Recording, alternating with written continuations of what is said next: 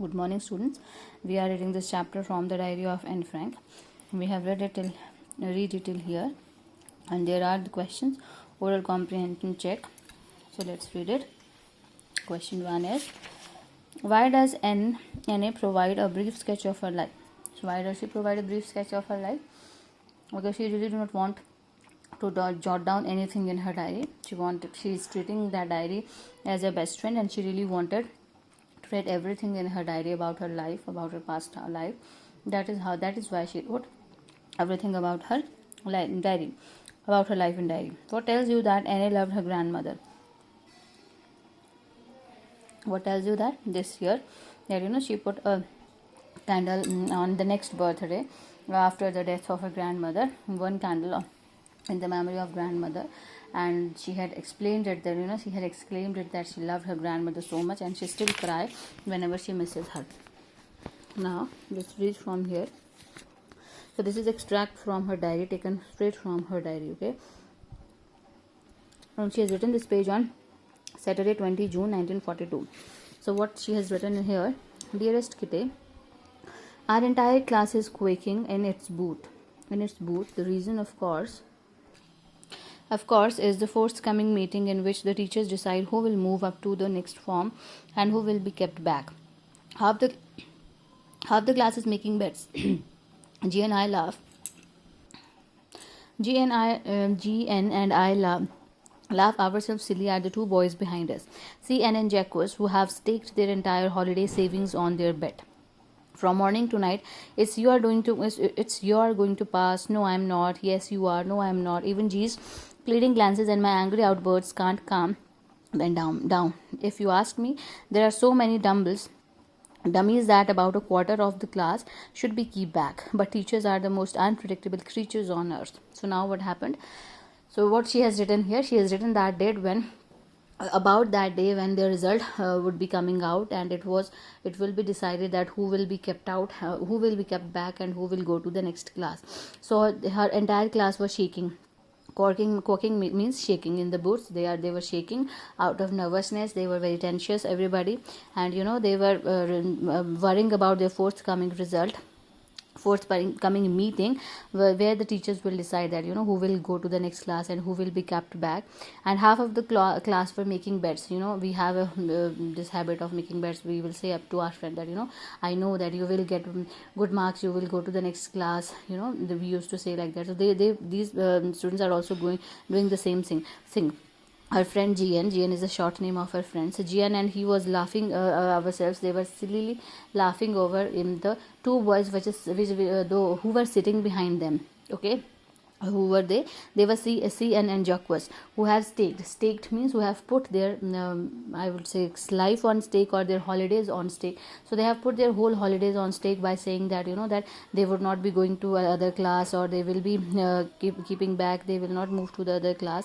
And from morning to night they will used to say this, that you are going to pass. No, I am not. Yes, you are. So they used to say this, and both of them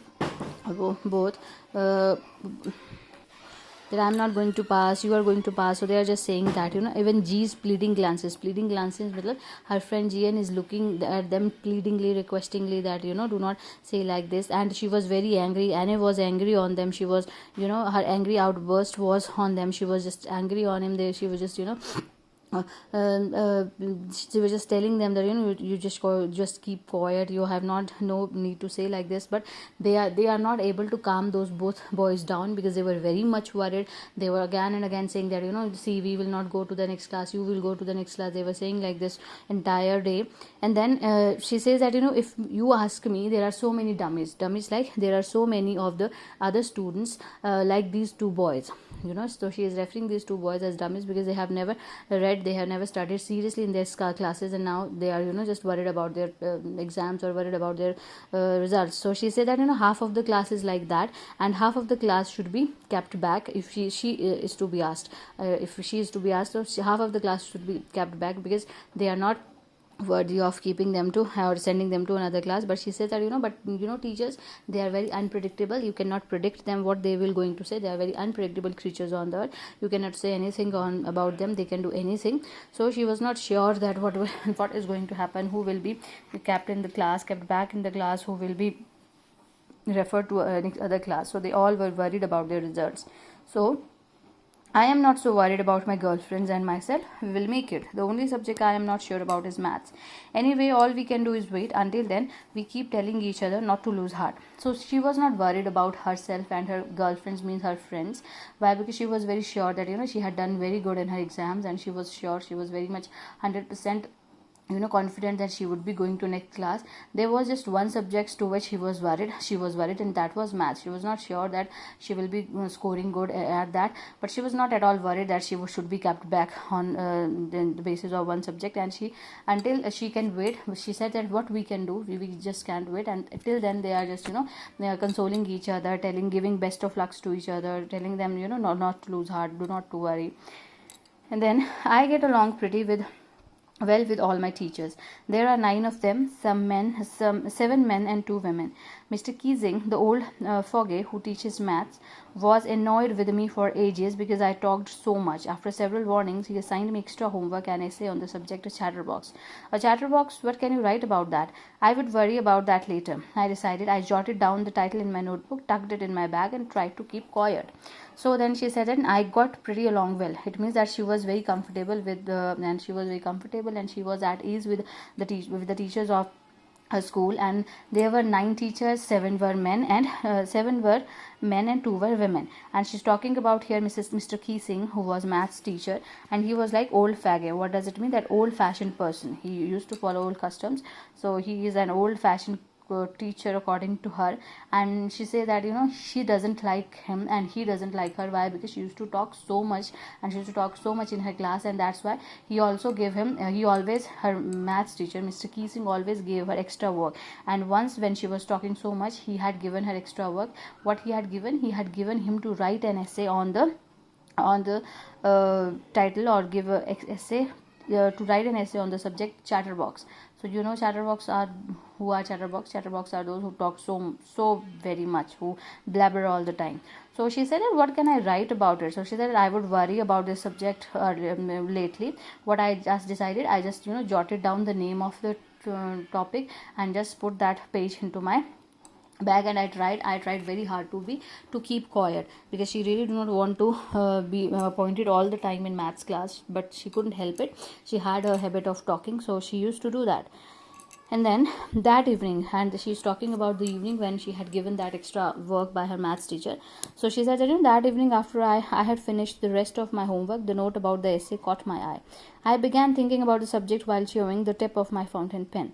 Anyone could ramble on and leave big spaces between the words, but the trick was to come up with convincing arguments to prove the necessity of talking. So now at that evening, what she had done, she had finished all the work of her all homework, and then that note just caught her eye. She just caught she had an eye on that note, and she was just thinking, she began thinking that what should I write about this subject, what should be written about this subject. And she said that anyone could ramble. What does ramble mean? Talks or write aimlessly. So she said that anyone can write aimlessly anything on this subject and prove it convincing, make it to a whole lot page by leaving so much space between the two words. So we people also do that. You also do that sometimes when you do not know the exact answer. So what you will do, you will write in 4 or 5 words in a whole big line. So she said that I can also do that, but I really do not want to do. What I have to do, I have to write it very carefully, very precisely, so that I can prove that that talking is very much necessary. It is a necessity to talk. So she really wanted to convince through her arguments her maths teacher that talking is essential. And then I thought and suddenly I had an idea. I wrote the 3 pages Mr. Keesing had assigned me and was satisfied. I argued that talking is a student's trait and that I would do my best to keep it under control.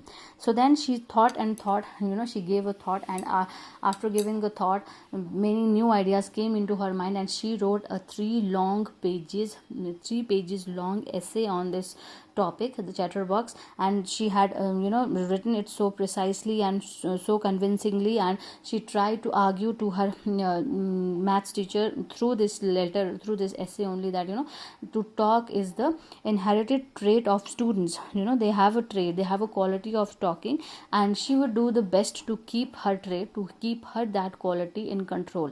She would try to, she's not anywhere listening, mentioning it that to talk is a bad thing. She said it is like a quality of a student, and but I will try my best to keep it under control. She's not said that I will stop talking or I will do that, I will improve myself. She didn't say that. She said that it is like a quality, but I will control it. So read your chapter till here. If you find any difficult words, find the meanings and try to understand the meanings of lines, trying to extract the meaning of this whole paragraph. So read it carefully.